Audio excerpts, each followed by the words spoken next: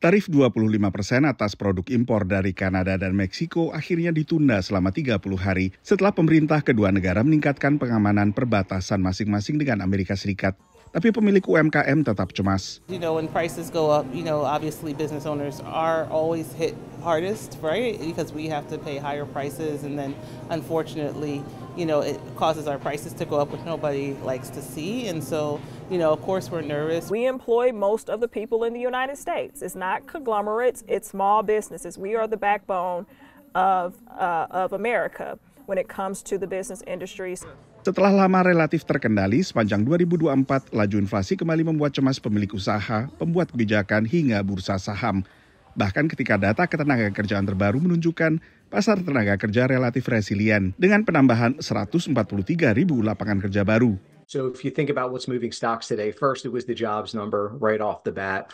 We did see a response from the bond market with interest rates higher. And again, that sensitivity between the bond market and stocks have kind of lived up to its billing there. Secondly, we had a report from the University of Michigan. Their inflation expectations came in way higher. So they jumped about 100 basis points.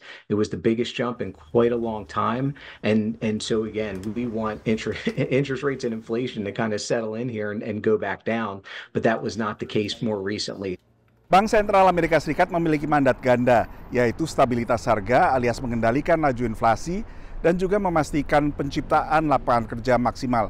Bila perhatian The Fed sebelumnya tertuju pada pasar lapangan kerja yang dikhawatirkan melemah, maka perhatiannya kini memasuki 2025 justru pada inflasi yang dikhawatirkan kembali meningkat. Bank Sentral akhirnya tak mengubah suku bunga pada pertemuan Januari, dan pengamat pun meragukan akankah The Fed bakal menurunkan suku bunga lagi sepanjang tahun ini. When we think about the Federal Reserve action, and they have been so closely following the reported inflation numbers and reported employment numbers, we may be entering a higher inflation type of environment. So it does suggest that they may want to look ahead and not just wait until the data is reported before they do anything. And if they're really worried about inflation, they, rather than wait for it to get reported, they may try to get out ahead of it, and at the very least, not lower rates. Pertemuan selanjutnya bagi Bank Sentral adalah pada pertengahan Maret. Dari Washington DC, Nova Purwadi dan tim VOA.